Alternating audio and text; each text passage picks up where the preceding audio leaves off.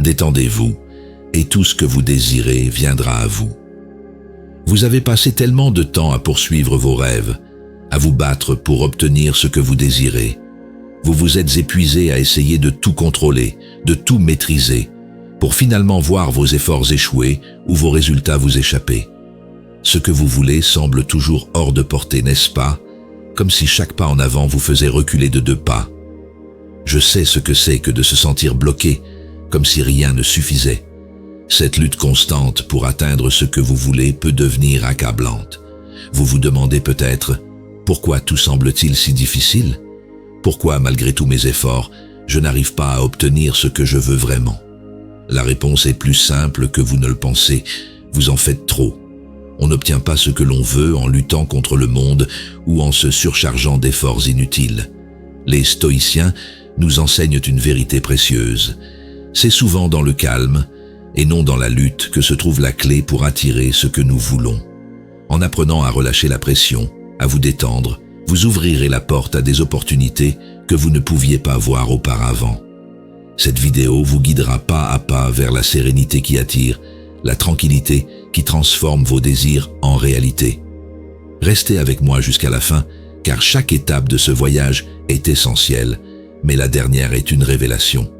Elle contient le secret ultime pour aligner votre esprit et vos actions, et enfin réaliser ce que vous désirez profondément. Vous ne pouvez pas passer à côté de cette clé qui va tout changer. Si vous aspirez à une vie où vos désirs ne sont plus des batailles, mais des réalités qui vous viennent naturellement, likez cette vidéo, abonnez-vous pour continuer à découvrir cette sagesse transformatrice et partagez vos réflexions dans les commentaires. Vous connaissez peut-être quelqu'un qui se sent lui aussi perdu dans cette quête sans fin? Partagez cette vidéo avec elle. Ensemble, explorons comment la relaxation peut devenir votre meilleur allié pour attirer tout ce que vous désirez. Détendez-vous et laissez la transformation commencer. Commençons par la première clé. Lâchez prise sur ce que vous ne pouvez contrôler. La première étape pour obtenir ce que l'on veut commence par une vérité fondamentale. On ne peut pas tout contrôler. Les stoïciens nous enseignent que la lutte pour dominer l'incontrôlable est une source d'angoisse et de frustration. Épictète disait « Certaines choses dépendent de nous, d'autres non ». Cette simple phrase m'a paru évidente à un moment de ma vie où je m'épuisais à tenter de maîtriser l'impossible. La paix commence là où s'arrête cette vaine lutte. Je me souviens d'une époque où je voulais absolument que tout se passe comme prévu. Chaque imprévu, chaque refus, chaque échec devenait pour moi une source de colère et de déception. Mais un jour, après un nouvel échec professionnel, j'ai pris le temps de réfléchir. Était-ce vraiment cet échec qui me rongeait, ou mon incapacité à accepter que tout ne dépende pas de moi? Cette question a changé ma perspective. J'ai compris que mes efforts devaient se concentrer sur ce que je pouvais changer, et non sur ce qui était hors de mon contrôle. Prenons l'exemple d'un étudiant qui se prépare à un examen. Il peut contrôler ses heures d'études, son engagement et sa discipline, mais il ne peut pas prédire le contenu exact de l'examen, ni garantir la note qu'il obtiendra. En se concentrant sur ce qu'il maîtrise, il réduit son anxiété et augmente ses chances de réussite. Cette logique simple et puissante peut transformer votre vie quotidienne. Cléante, un philosophe stoïcien moins connu, disait « La paix vient à celui qui accepte l'ordre naturel des choses ». Il ne s'agit pas de renoncer à ses désirs, mais plutôt d'apprendre à suivre le cours de la vie. Lorsque vous lâchez prise sur ce qui échappe à votre contrôle, vous libérez une énergie précieuse pour agir efficacement là où vous pouvez faire la différence. Lâcher prise n'est pas une faiblesse, c'est une force. C'est la première étape pour réorienter vos efforts et attirer ce que vous voulez sans être accaparé par la lutte. En adoptant cette perspective, vous commencez à comprendre que la véritable maîtrise se trouve à l'intérieur. Passons maintenant à la deuxième clé. Cultivez la clarté dans vos désirs. Pour obtenir ce que l'on veut, il faut d'abord savoir clairement ce que l'on veut. Trop souvent, nos désirs sont vagues, contradictoires ou influencés par ce que la société, nos proches ou nos peurs nous dictent. Sénèque disait « Si tu ne sais pas vers quel port tu navigues, aucun vent ne te sera favorable. Cette leçon a trouvé un écho profond en moi lorsque j'ai réalisé que je poursuivais des objectifs qui n'étaient pas vraiment les miens. J'avais passé des années à rechercher la validation des autres, croyant que leur reconnaissance me rendrait heureux. Mais à chaque étape franchie, un vide subsistait. Ce n'est que lorsque j'ai pris le temps de me demander ce que je voulais vraiment, indépendamment des attentes extérieures, que j'ai commencé à ressentir un véritable alignement avec mes actions. Cette introspection a marqué un tournant dans ma vie. Imaginez un professionnel qui aspire à une promotion, non pas parce qu'il aime son travail, mais parce qu'il pense que cela impressionnera son entourage. Chaque jour devient une corvée, car son désir n'est pas sincère. En se posant des questions telles que « Pourquoi est-ce important pour moi ?» ou « Qu'est-ce qui me rendrait heureux à long terme ?» il pourrait redéfinir ses priorités et travailler sur ce qui compte vraiment pour lui. Hiéroclès, un autre penseur stoïcien souvent oublié, a écrit « Le discernement est la clé de la sagesse. Sans lui, nous poursuivons des ombres. » Clarifier ses désirs ne signifie pas abandonner ses rêves, mais s'assurer qu'ils correspondent à ses valeurs les plus profondes et à ce qui nourrit son âme. Lorsque vous cultivez la clarté dans vos désirs, vous libérez une nouvelle énergie. Vous commencez à avancer avec conviction, sachant que chaque effort est aligné sur ce qui compte vraiment pour vous. Cette discipline mentale est l'un des fondements de la réussite. Abordons maintenant la troisième clé. Transformez vos pensées en outils de puissance. Vos pensées sont le fondement sur lequel repose tout ce que vous construisez. Les stoïciens nous rappellent que ce qui se passe dans notre esprit détermine notre réalité. Marc Aurèle a dit « Notre vie est ce que nos pensées en font ». Cette vérité m'a ébranlé le jour où j'ai réalisé que mes échecs répétés n'étaient pas seulement le résultat de circonstances extérieures, mais aussi de la façon dont je percevais ces circonstances. Je me souviens d'une période où mes pensées étaient dominées par le doute et la peur de l'échec. À chaque défi, je me disais « Et si je ne réussissais pas ? Et si je ne réussissais pas ? Et si je décevais tout le monde ?» Ces pensées n'étaient pas neutres. Elles façonnaient mes actions, limitant ma confiance et mes résultats. Ce n'est qu'en changeant mon discours que j'ai commencé à voir un changement dans ma vie.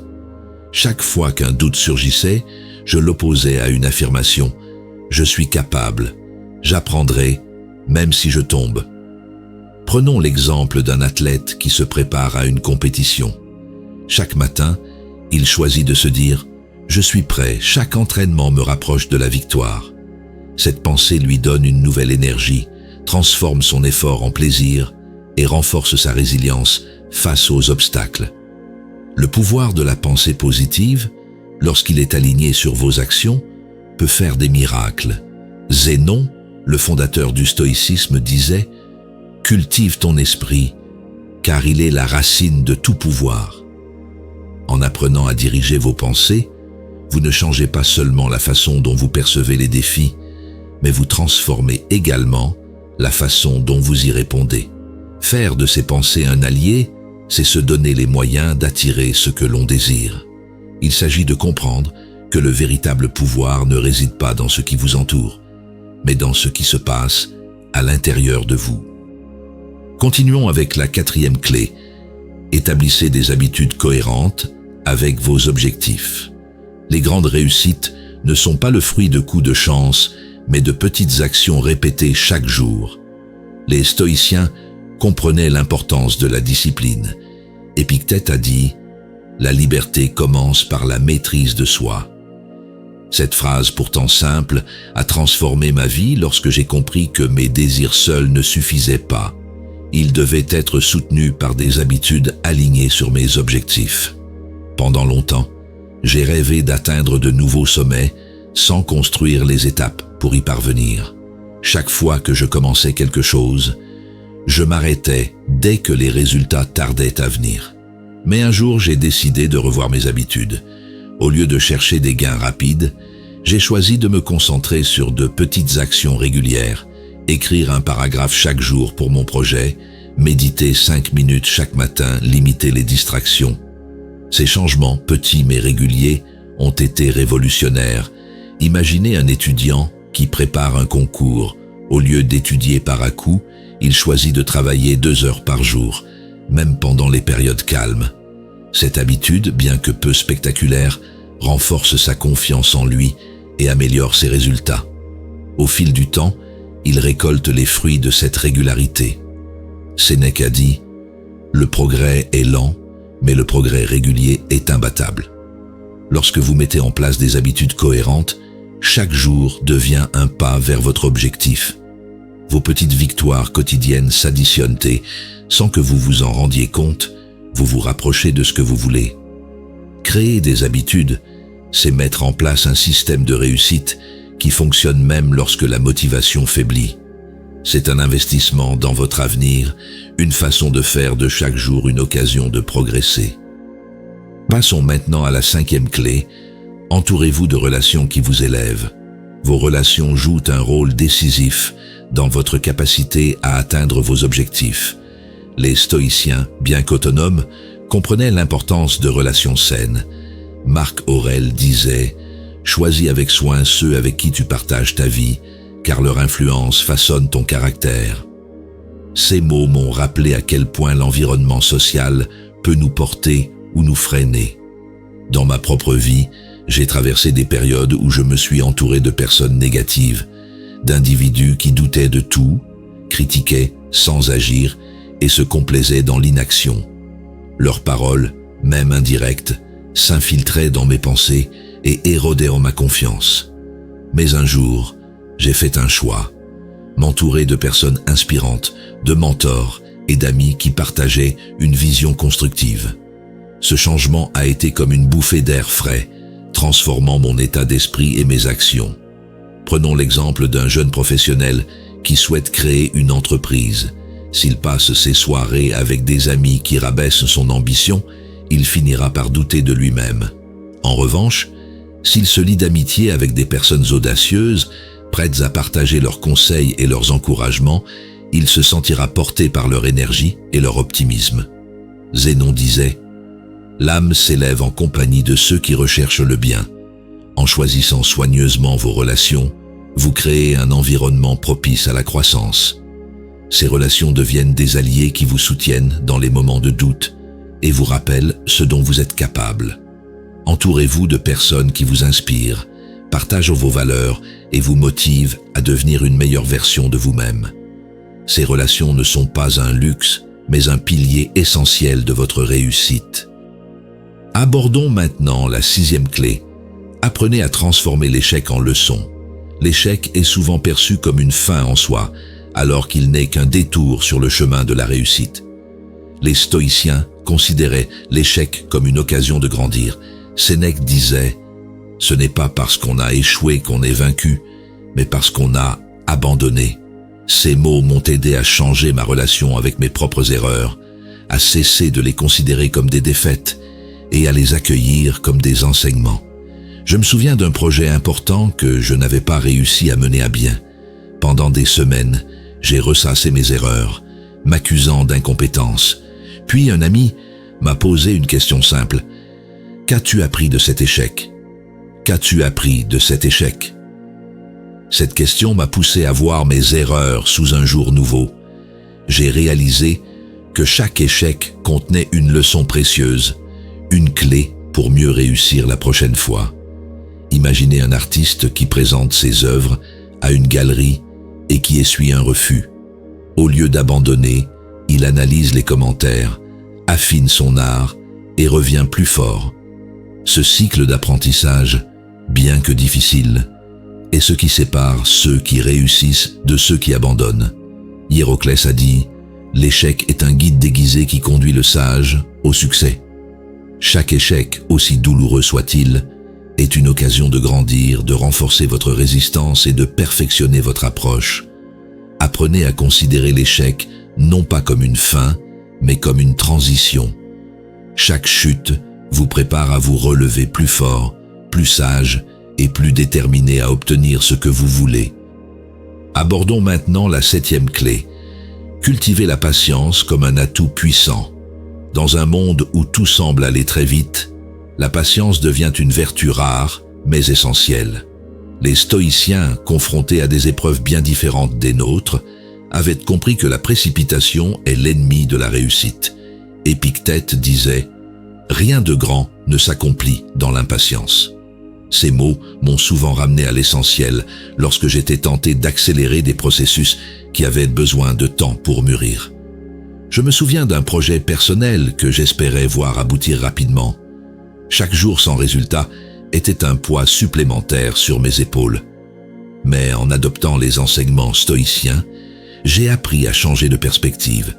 La patience n'est pas une attente passive, mais une action lente et méthodique, un travail constant qui porte ses fruits à son propre rythme. Imaginez un agriculteur qui plante des graines. Il ne peut pas précipiter leur croissance en tirant sur les pousses. Au contraire, il les arrose, les protège et leur donne le temps de grandir. Dans notre vie, les projets, les relations et même notre propre développement requièrent ce même soin patient.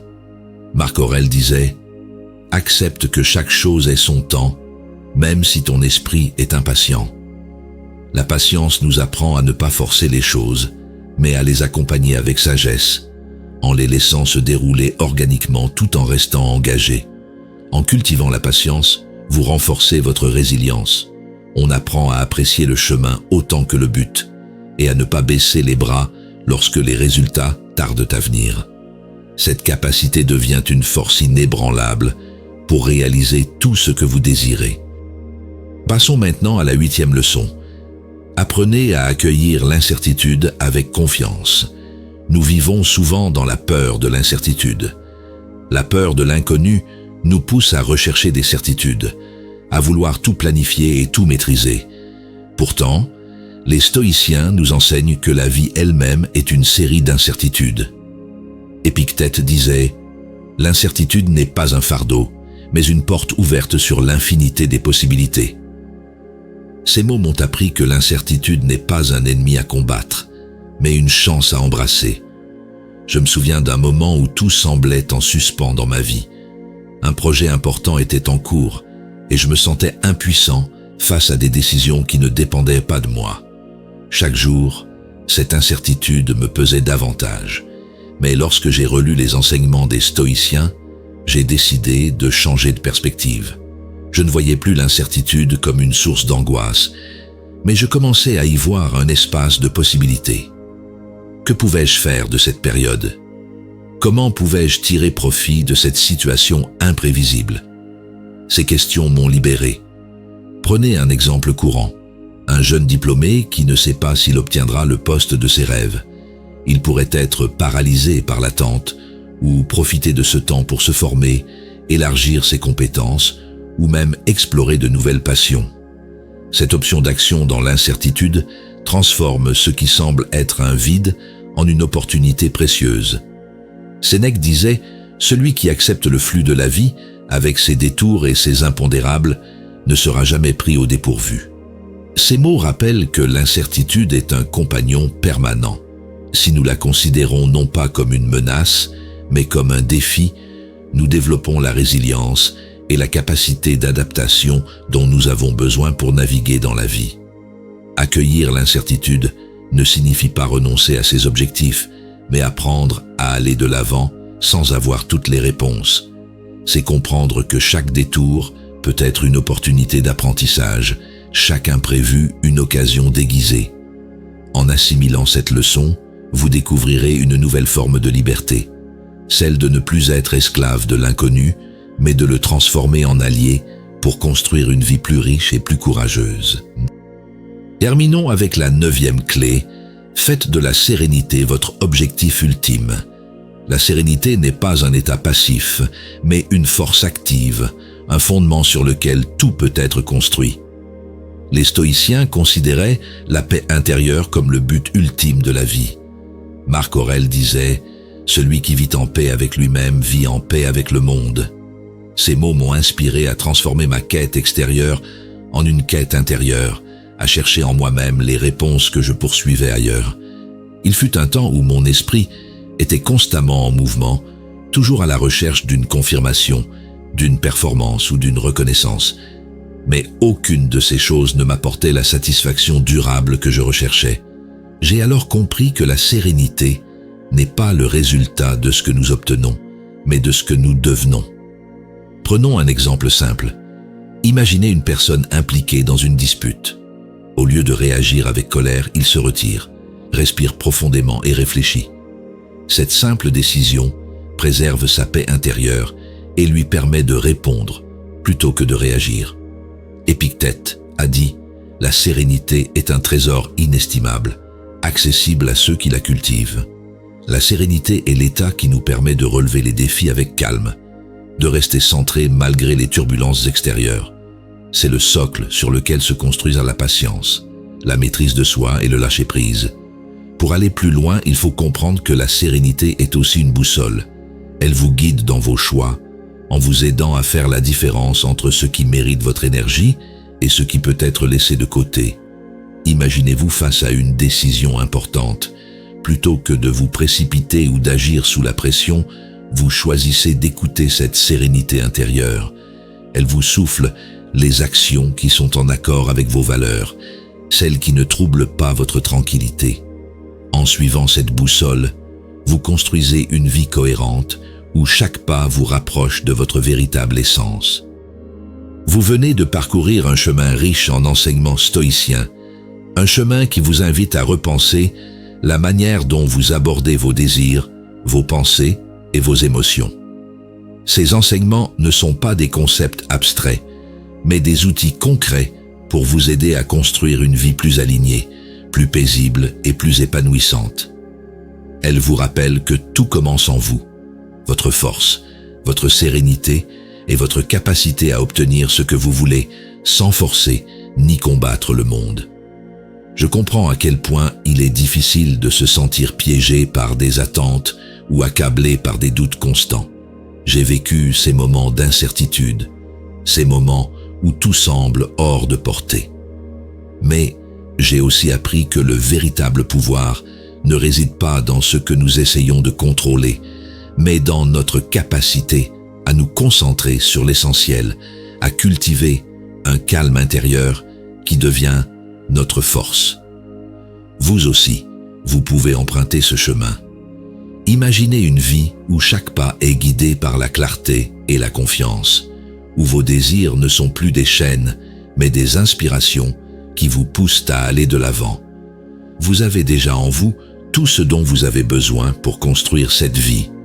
Ces leçons stoïciennes vous offrent une boussole pour naviguer dans les moments d'incertitude et vous permettent de transformer chaque défi en une opportunité de grandir et de mieux vous connaître. Si cette vidéo vous a inspiré, montrez votre soutien en laissant un j'aime, en vous abonnant pour continuer à recevoir ces précieux enseignements et en partageant vos réflexions dans les commentaires. Votre témoignage peut éclairer le chemin de quelqu'un d'autre. Enfin, pensez à partager cette vidéo avec quelqu'un qui pourrait en bénéficier. Ensemble, nous pouvons diffuser cette sagesse et contribuer à transformer des vies, un pas après l'autre. Vous êtes capable d'aller de l'avant en toute sérénité, et chaque pas que vous faites aujourd'hui est la promesse d'un avenir plus harmonieux.